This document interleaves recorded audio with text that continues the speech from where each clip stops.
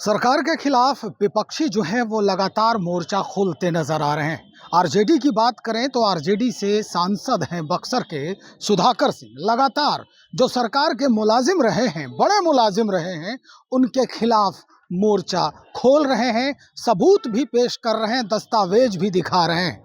आज फिर से उन्होंने मोर्चा खोला है और पत्रकारों को संबोधित किया है कि पत्रकारों के माध्यम से सरकार तक ये बात पहुँचे कि आखिर में चल क्या रहा था पिछले कई वर्षों से, कई महीनों से और कई दिनों से। ऋषु श्री की बात वो छोड़ नहीं रहे हैं। ऋषु श्री ने किस तरह से टेंडर को लेकर के और रिश्वतखोरी को लेकर के, कमीशन खोरी को लेकर के पूरे जो परिपाटी है उसको आगे बढ़ाया और किस किस बड़े अधिकारी का नाम जो है इस जद में आया है, उन्होंने एक एक करके सारे खुलासे किए हैं। आज फिर से उन्होंने संतोष कुमार मल, जो पहले आईएएस हुआ करते थे, जल संसाधन विभाग में वो मुख्य सचिव के रूप में काम कर रहे थे, उनके ऊपर भी बड़ा आरोप लगाया है। और डिजिटल चैट यानी व्हाट्सएप चैट के माध्यम से जो बातचीत हुई थी ऋषु श्री के बीच में और उनके बीच में, संतोष कुमार मल के बीच में, उसकी भी चर्चा की है। सबसे पहले हम सुनवा रहे हैं क्या कहा सुधाकर सिंह ने, किस तरह के आरोप लगाए। बिहार में खजाने की लूट को लेकर के जिस तरीके से जो षड्यंत्र ऋषु श्री सहित जो 9 आईएएस अधिकारी आनंद किशोर से संबंधित मैंने 23 तारीख को एक प्रेस कॉन्फ्रेंस किया था।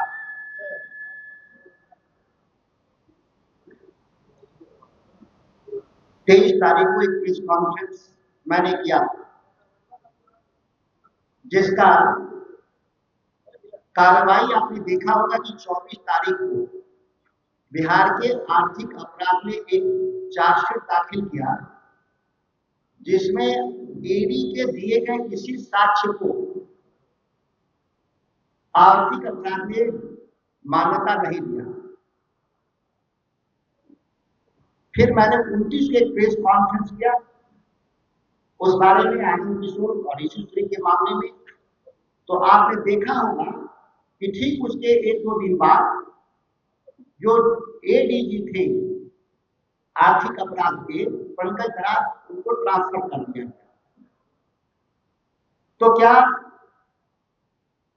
विपक्ष या सुधाकर सिंह जब प्रेस कॉन्फ्रेंस करेंगे तब सरकार जाएगी, या कि जो गुनाह हुआ है, हजारों हजार करोड़ का जो लूट हुआ है बिहार में, वो तथ्यों के आधार पर कार्रवाई होगी। आज प्रेस कॉन्फ्रेंस में 2 अभियुक्तों के बारे में मैं डिटेल आपको बताना चाहता हूं, जो सबसे गंभीर लोग हैं। एक संतोष कुमार मल, एफआईआर में जो दर्ज है उसमें बहुत साफ लिखा है, जो चैट है ऋषु श्री से संतोष कुमार मल का, कि ऋषु जी, मैं आपको 15 बार टेलीफोन किया, आपने टेलीफोन रिसीव नहीं किया। हमको ऊपर से बहुत दबाव है, 5 किलो तत्काल अगर हमको नहीं आप भेजेंगे तो हमारा स्थिति बहुत खराब है, तेरे राज में भाई हम बर्बाद हो जाएंगे। यह गंभीर बात 5 किलो इस राज्य के एक प्रधान सचिव संतोष कुमार मल, इस पूरे घोटाले का जो ऋषु श्री जो आर्किटेक्ट है, उसे 5 किलो क्या मांग रहे थे, जिस 5 किलो के लिए ऋषु श्री 15 बार टेलीफोन करने के बाद भी टेलीफोन रिसीव नहीं कर रहे थे बिहार के वरिष्ठ, और संतोष कुमार बार बार कह रहे थे कि हम तेरे राज में बर्बाद हो जाएंगे अगर 5 किलो नहीं मिला तो। ये 5 किलो क्या था? क्या 5 किलो सोना था, या 5 किलो 5 करोड़ था? यह जांच ईडी क्यों नहीं की?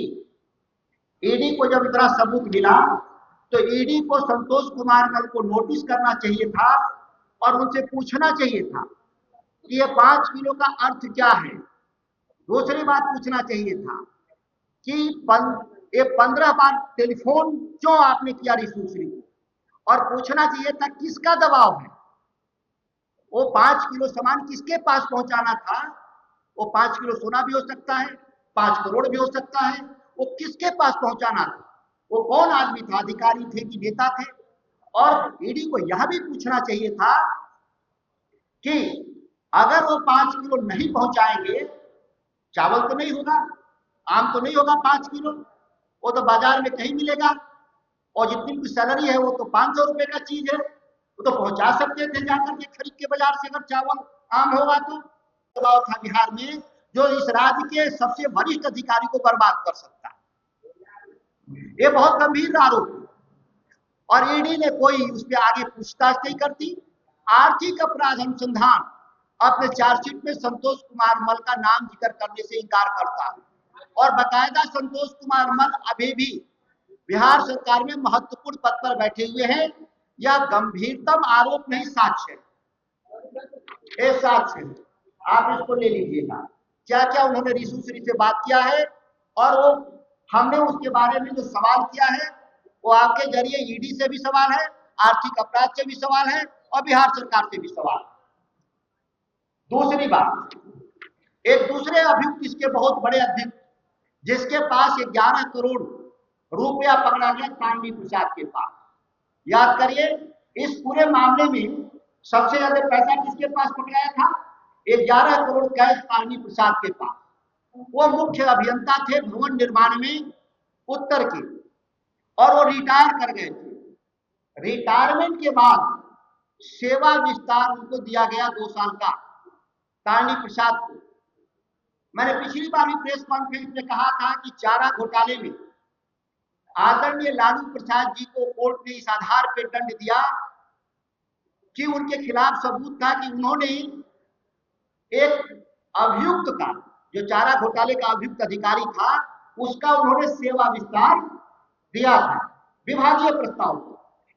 जब तांडवी प्रसाद जैसा भ्रष्ट आदमी जब इतना भी 11 करोड़ जिसके घर में मिला, उसका सेवा विस्तार किसने दिया? यह जांच क्यों नहीं हुआ? पूछताछ क्यों नहीं हुआ? उस सेवा विस्तार की फाइल पर कौन कौन अधिकारी मंत्री ने दस्तखत किया, क्यों नहीं हुआ? मैं आपको जानकारी दे दूं, जब सेवा विस्तार का प्रस्ताव तांडवी प्रसाद का विभाग में चर्चा हुआ तो विभाग का ज्वाइंट सेक्रेटरी स्थापना ने कहा कि हम तांडवी प्रसाद के फाइल को हम आगे नहीं बढ़ाएंगे, हम उनके खिलाफ अपने फाइल में नोटिंग करेंगे।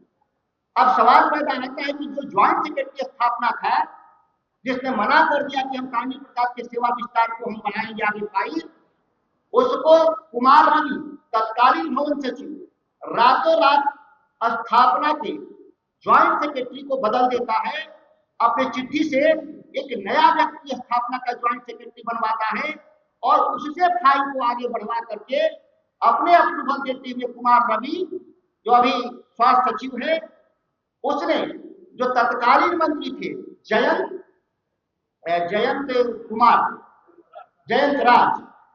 राज मंत्री से अप्रूवल करा करके उसको सेवा विस्तार देता है और सेवा विस्तार के दौरान इतने बड़े घोटाले का सबसे मुख्य आरोपी में से जिसके घर से 11 करोड़ जब्त होता है, इससे बड़ा सबूत क्या हो सकता है? निश्चित तौर पर चैट की प्रति भी जो है वो उन्होंने साक्ष्य के तौर पर सभी को दिया है। उसमें बहुत सारे आरोप जो हैं वो गठित किए गए हैं। हम आपको उस चैट के बारे में बता दें कि इस चैट में आखिर है क्या। उन्होंने साफ लिखा है कि भाई रिशु श्री और संतोष कुमार मल्ल के बीच जो है वो व्हाट्सएप चैट होता है और इस चैट में उन्होंने लिखा है कि 15 बार संतोष कुमार मल्ल ने 15 बार कॉल किया था रिशु श्री को, लेकिन रिशु श्री उस कॉल को अटेंड नहीं कर रहे थे, उसका कोई रिप्लाई नहीं दे रहे थे, जवाब नहीं दे रहे थे।